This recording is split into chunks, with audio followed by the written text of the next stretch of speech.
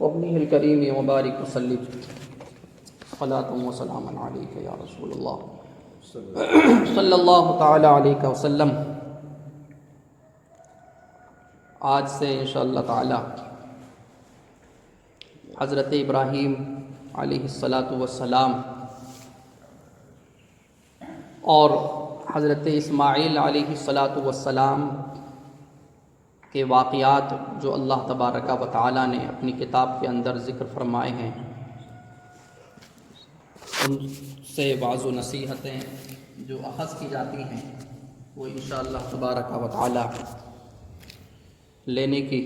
سعادتیں حاصل کریں گے، چونکہ آنے والا مہینہ حضرت ابراہیم علیہ السلام کی یاد دلاتا ہے، ان کی قربانیوں کی یاد دلاتا ہے،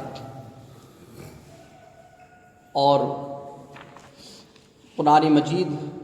کا بہت بڑا حصہ انبیاء کرام کی واقعات سے بھرا ہوا ہے۔ اللہ تبارک و تعالی نے نبیوں کا ذکر فرمایا ہے اس لیے کہ نبیوں کے واقعات سے بھی ہمیں روشنی ملتی ہے، اور نبیوں کے واقعات سے بھی ہمیں سیکھ ملتی ہے، اور زندگی کے اندر تجربے حاصل ہوتے ہیں، اور ان کے نقوش قدم پر چلنے کا جذبہ بھی پیدا ہوتا ہے۔ انبیاء کرام کی سیرتیں پڑھنے کے بعد پھر ان کی اتباع اور ان کی نقل کا بھی جذبہ پیدا ہوتا ہے، اور ان کی محبتیں پیدا ہوتی ہیں، اور یہ ساری چیزیں ہم سب کے لیے ضروری ہیں کہ ہماری زندگی نبیوں کے نقوش قدم پر ہو، ان کی اتباع میں ہو، اور ان کی محبتوں میں ہو، اور وہ ہمارے رہنما ہیں، اور یہ رہنما تبھی پوری رہنمائی ان سے تبھی حاصل کی جا سکتی ہے جب ان کی سیرت ہمارے سامنے ہو۔ اللہ تبارک و تعالی نے اسی مقصد کے تحت تقریباً 30 انبیاء کرام کا ذکر قرآن مجید میں فرمایا ہے۔ حالانکہ انبیاء کرام کی تعداد اس سے بہت زیادہ ہے، 1,24,000 کم و بیش انبیاء کرام کی تعداد ہے، لیکن ان میں سے تقریباً 30 نبیوں رسولوں کا اللہ تبارک و تعالی نے ذکر فرمایا کہ وہ دنیا والوں کے لیے بہت زیادہ اہمیت کے قابل ہیں، اور ان کی زندگی سے دنیا والوں کو بہت زیادہ سیکھ ملتی ہے۔ حضرت ابراہیم علیہ السلام کا شمار بھی انہی انبیاء کرام میں سے ہوتا ہے کہ جو اللہ تبارک و تعالیٰ کے اولو العزم پیغمبروں میں سے ہیں۔ 5 نبی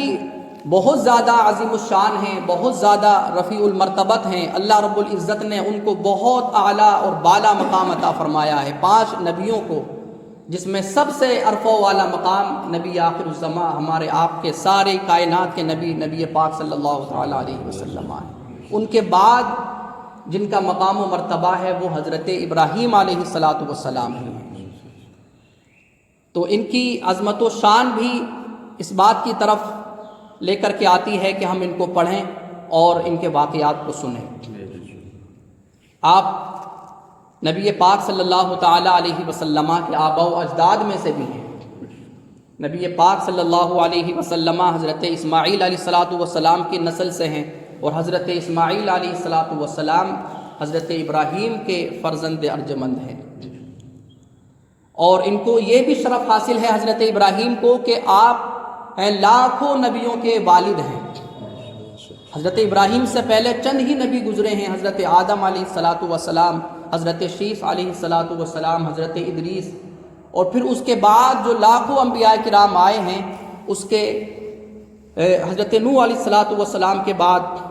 تو ان کا سلسلہ حضرت ابراہیم علیہ السلام سے ہی ملتا ہے۔ تو یہ بہت بڑی ان کو اللہ تبارک و تعالیٰ کی جانب سے فضیلت اور مرتبہ حاصل ہوا کہ آپ لاکھوں انبیاء کرام کے والد ہیں۔ تو بڑی ہمیں دلچسپی کے ساتھ اور رضا و رغبت کے ساتھ حضرت ابراہیم علیہ السلام کا واقعہ سننا ہے۔ اللہ تبارک و تعالیٰ نے سورہ مریم کے اندر ان کا ذکر فرمایا ہے۔ اعوذ باللہ من الشیطان الرجیم بسم اللہ الرحمن الرحیم واذکر فی الکتاب ابراہیم انہ کان صدیقا نبیا۔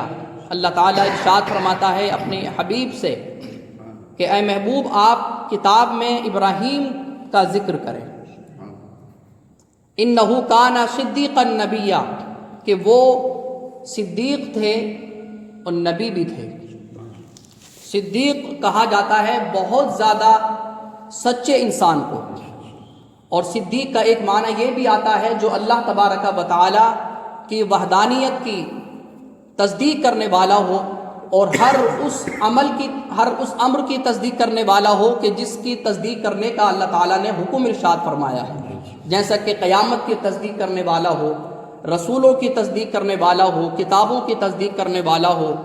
مرنے کے بعد اٹھنے کی، یعنی جس چیز کی بھی تصدیق کا اللہ تعالیٰ نے حکم دیا ہے وہ اس کی تصدیق کرے، اس کو سچا مانے، اس کو صدیق کہا جاتا ہے۔ حضرت ابراہیم علیہ السلام کے اندر یہ خصلت بدرجہ کمال تھی۔ اللہ تبارک و تعالیٰ نے ان کی اس خصلت کی تعریف فرمائی، انہ کان صدیقا نبیا، کہ وہ سچے تھے، بہت زیادہ سچے تھے، اور اللہ تبارک و تعالیٰ کی وحدانیت اور اس کی ہر امر کی تصدیق کرنے والے تھے۔ اور نبی کا معنی تو آپ جانتے ہیں کہ نبی اس انسان کو، اس بشر کو کہا جاتا ہے جو اللہ تبارک و تعالیٰ کا پیغام امت تک پہنچائے، لوگوں تک پہنچائے۔ اذ قال لأبيه يا أبت لما تعبد ما لا يسمع ولا يبصر ولا يغني عنك شيئا، جب انہوں نے اپنے عرفی باپ سے کہا یا ابت لما تعبد، یہاں ہم یہ بات سمجھ لیں کہ حضرت ابراہیم علیہ السلام کے جو والد گرامی تھے وہ موحد اور مومن تھے، اور قرآن مجید میں جو ان کے لیے اب کا لفظ آتا ہے تو یہ لفظ اب سے مراد ان کے چچا مراد ہے، اس لیے کہ چچا کافر تھا، وہ مشرک تھا، اور اسی کفر و شرک پر وہ دنیا سے گیا۔ لیکن لفظ اب کا استعمال اس لیے ہے کہ عرف میں اور عوام میں چچا کو بھی باپ کہہ دیا جاتا ہے، اپنے ماحول میں بھی کہا جاتا ہے، اور دیگر علاقوں میں بھی چچا تاؤ کو باپ کہہ دیا جاتا ہے۔ بلکہ آپ سنتے بھی ہوں گے کہ یہ بڑے ابو ہیں، حالانکہ والد الگ ہیں اور وہ چچا تاؤ ہیں، لیکن بچے ان کو بھی بڑے ابو سے تعبیر کرتے ہیں۔ تو قرآن مجید میں جہاں جہاں کفر و شرک کے تعلق سے لفظ اب کی طرف نسبت ہوئی ہے تو وہاں باپ سے مراد عرفی باپ ہے، اور وہ چچا۔ تو حضرت ابراہیم علیہ السلام نے دیکھا کہ چچا شرک میں مبتلا ہے اور بت پرستی میں مبتلا ہے، اور یہ لوگ ستارہ پرست بھی تھے، چاند و سورج کی بھی عبادت کیا کرتے تھے اور ستاروں کی عبادت کیا کرتے تھے۔ حضرت ابراہیم علیہ السلام لوگوں کی ہدایت کے بہت زیادہ حریص تھے، اور نبی ہوتے ہی بہت زیادہ حریص ہوتے ہیں، بہت زیادہ خیرخواہ ہوتے ہیں، اور بہت زیادہ امت کے لوگوں کے ہمدرد ہوتے ہیں، بہت زیادہ درد ان کے دلوں میں ہوتا ہے، تو ہر ممکن کوشش کرتے ہیں کہ لوگوں کو واعظ و تبلیغ کی جائے، ان کو اللہ تبارک و تعالیٰ کی جانب بلایا جائے، خواہ وہ ان کا قریبی رشتہ دار ہو یا جو ہے وہ دور کا رشتہ دار ہو، حد تک امکان وہ لوگوں کو اللہ تبارک و تعالیٰ کی طرف لانے کی کوشش کرتے ہیں۔ انہوں نے دیکھا کہ میرا یہ قریبی رشتہ دار بت پرستی میں ملوث ہے، تو انہوں نے حضرت ابراہیم علیہ السلام نے اس کو تبلیغ کرنا شروع کی، کہا یا ابتی، اے چچا، لما تعبد ما لا یسمع، تم کیوں عبادت کرتے ہو اس کی، ما لا یسمع، جو نہ سن سکتا ہے، ولا یبصر، اور نہ دیکھ سکتا ہے، ولا یغنی عنک شیئا، اور نہ تجھے ذرہ برابر کوئی فائدہ پہنچا سکتا ہے۔ حضرت ابراہیم علیہ السلام نے بڑا اچھا انداز اپنے عرفی باپ کے سامنے رکھا کہ عبادت یہ بہت بڑی تعظیم کا نام ہے، عبادت بہت بڑی چیز کا نام ہے، اور یہ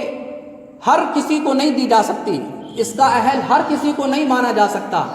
عبادت کے لائق ہر کسی کو تصور نہیں کیا جا سکتا، بلکہ عبادت کے لائق وہی ہو سکتا ہے کہ جس کے اندر صفات کمالیہ ہوں، جس کے اندر کسی بھی طرح کا کوئی نقص، کوئی عیب نہ ہو، کوئی عجز، کوئی کمزوری نہ ہو، اور نہ سننا اور نہ دیکھنا اور کوئی فائدہ نہ پہنچانا یہ تو نقص ہے، یہ تو کمزوری ہے، یہ تو عیب ہے۔ تو عیب دار کی عبادت کس طرح کی جا سکتی ہے؟ اور تم جن کی عبادتیں کر رہے ہو نہ یہ سننے کے قابل ہیں کہ یہ اپنے عابد کی عبادت کرنے والے کی بات سن سکیں، یا عبادت کرنے والے کو دیکھ سکیں، یا ان کی جو عبادت کر رہا ہے اس کو کوئی فائدہ پہنچا سکیں۔ جب یہ باتیں ان کے اندر نہیں ہیں تو تم کیوں ان کی عبادت کرتے ہو؟ تو یہ بڑا اچھا انداز تھا اللہ تبارک و تعالیٰ کی طرف لانے کا کہ یہ ساری باتیں اللہ رب العزت کے اندر ہیں، وہ سننے والا بھی ہے، وہ علیم بھی ہے، اور وہی نافع اور ضار بھی ہے، وہی نفع اور نقصان پہنچانے والا بھی ہے۔ تو جس کے اندر صفات کمالیاں ہوں اور ہر خوبی کا جو جامع ہو تو عبادت کے قابل وہ ہوتا ہے۔ ہر کسی کو عبادت کا درجہ نہیں دیا جاتا، ہر کسی کو معبود ہونے کا درجہ نہیں دیا جاتا ہے۔ تو یہ انہوں نے ان کے سامنے بات رکھی، اور یہ عقلوں میں بھی آنے والی بات ہے، اس کا کوئی رد بھی نہیں کر سکتا۔ لیکن یہاں پر جو ایک بات قابل غور ہے وہ یہ ہے کہ وہ تبلیغ میں ایک لطیفانہ انداز اختیار کر رہے ہیں اور مہربانی والا انداز اختیار کر رہے ہیں، سمجھا بھی رہے ہیں عرفی باپ کو، لیکن یہ نہیں کہ ان کا انداز سخت ہو یا کوئی برے لقب کے ساتھ ان کو سمجھا رہے ہوں، بلکہ کہہ رہے ہیں یا ابتی، اے میرے عرفی باپ۔ تو اس سے پتہ لگتا ہے کہ جو مبلغ ہو، جو داعی ہو، تو اس کا لہجہ نرم ہونا چاہیے، اس کے لہجے میں نرمی ہونا چاہیے، اس لیے کہ نرمی اگر ہوتی ہے تو سننے والا بات سنتا ہے، اور اگر سخت لہجہ ہو تو بجائے وہ سدھرنے کے اور بگڑ جاتا ہے۔ تو اس میں ہمارے لیے جو مبلغ ہے اور جو اللہ تبارک و تعالیٰ کی دعوت دینے والا ہے، یا آپ لوگ بھی اگر کسی کو واعظ و نصیحت کر رہے ہیں تو یہ آیت اس بات کا سبق دیتی ہے کہ واعظ و نصیحت میں نرمی ہونا چاہیے، اخلاق اس کے اچھے ہونا چاہیے، یہ نہیں کہ اس کو ایک دم جھنجھوڑنے پہ آ جائے کہ وہ بات ہی کو نہ سنے اور پھر وہ برگشتہ ہو جائے۔ یا ابتی، اے عرفی باپ، لما تعبد ما لا یسمع، تم کیوں عبادت کرتے ہو اس کی کہ جو نہ سننے کی طاقت رکھتا ہے، نہ دیکھنے کی طاقت رکھتا ہے، ولا یغنی عنک شیئا، اور نہ وہ تمہیں کوئی فائدہ پہنچا سکتا ہے۔ اور پھر کہا یا ابتی، دوسری مرتبہ کہا، اور ان آیتیں میں آپ دیکھیں گے کہ کئی مرتبہ، یعنی جب جب انہوں نے کوئی بات رکھی ہے تو اس سے پہلے یہ پکارا ہے یا ابتی، اے میرے عرفی باپ۔ تو اس سے یہ ان کا بتانا مقصود تھا کہ میں آپ کا عرفی بیٹا ہوں، لہٰذا میں آپ کا نقصان نہیں چاہوں گا، بلکہ جو بیٹا ہوتا ہے وہ فائدہ سوچتا ہے اپنے قریبی رشتہ داروں کے لیے۔ تو اس لفظ سے کہ پہلے ہی وہ بتا دے رہے ہیں کہ آپ میرے رشتہ دار ہیں، اور جب رشتہ دار ہیں تو میں نہیں چاہتا کہ تمہیں بڑا نقصان ہو اور تم بڑی ہلاکت میں پہنچ جاؤ۔ بڑی ہلاکت اور بڑا نقصان کیا ہے؟ وہ آخرت کا نقصان ہے، وہ کفر و شرک پر خاتمے کا نقصان ہے۔ تو اس لیے بار بار وہ اس لفظ کو رکھتے ہیں تاکہ ان کے اندر بھی یہ چیز آ جائے کہ یہ جب میرا عرفی بیٹا ہے تو یہ میری فائدے ہی کی سوچ رہا ہوگا۔ یا ابتی، انہوں نے پھر کہا کہ اے میرے عرفی باپ، انی قد جاءنی من العلم، اللہ تبارک و تعالی نے مجھے وہ علم عطا فرمایا ہے ما لم یاتی کا، کہ جو علم تمہارے پاس نہیں آیا ہے، یعنی مجھے نبی بنایا ہے، میں نبی ہوں۔ اللہ تبارک و تعالی نے مجھے وحی عطا فرمائی ہے، میری طرف وحی آتی ہے، لیکن تم اس سے عاری ہو، تمہاری طرف وحی نہیں آتی۔ لیکن میری طرف اگر وحی آئی ہے اور اللہ نے مجھے چن لیا ہے ہدایت دینے کے لیے، لوگوں کو واعظ و نصیحت کرنے کے لیے اگر مجھے چن لیا ہے تو آپ میری اتباع کریں۔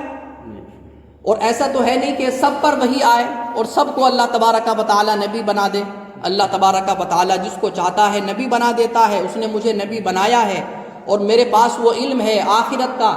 اور قیامت کا، مجھے پتہ ہے کہ مرنے کے بعد اٹھنا ہے، لیکن یہ علم تمہارے پاس نہیں آیا ہے۔ فاتبعنی اہدکا، تو آپ میری اتباع کریں، اہدکا صراطا سویا، میں تمہیں سیدھے راستے کی ہدایت دوں گا، میں تمہیں سیدھے راستے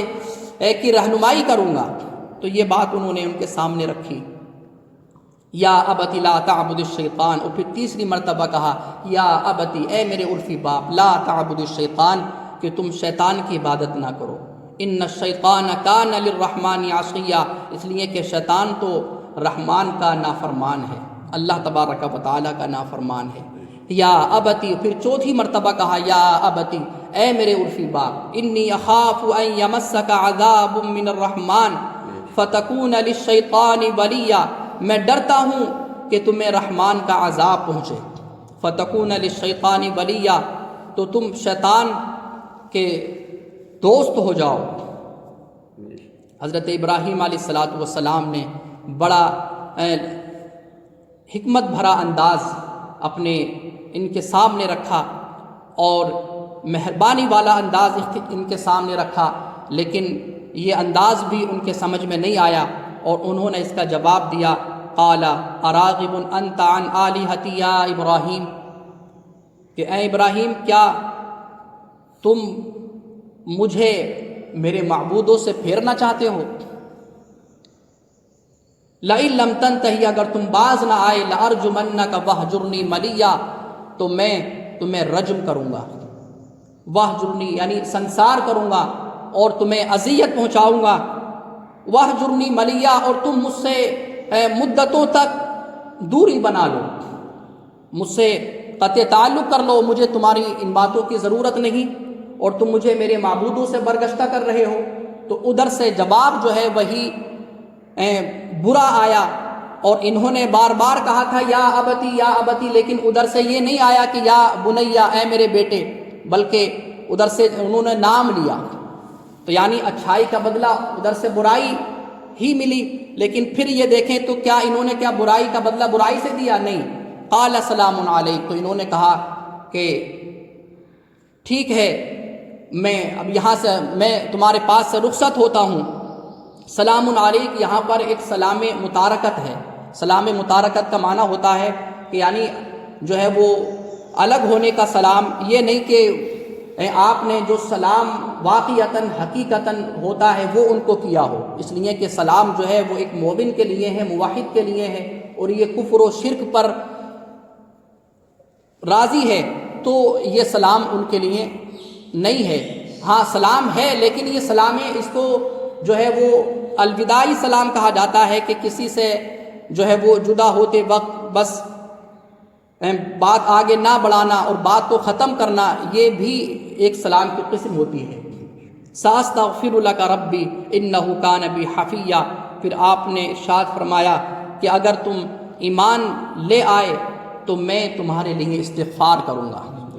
انہ کان بی حفیہ، اللہ تبارک و تعالی میرے ساتھ بڑا رحیم ہے۔ تو یہ حضرت ابراہیم علیہ السلام کی زندگی کے واقعے کی ایک جھلک ہے کہ انہوں نے لوگوں کے سامنے جو واعظ و نصیحت اور تبلیغ کا جو فریضہ انجام دیا، نہایت شفیقانہ انداز میں اور شفقت بھرا انداز انہوں نے اختیار کیا۔ اس سے بھی ہمیں یہ سیکھ ملتی ہے۔ اللہ تبارک و تعالی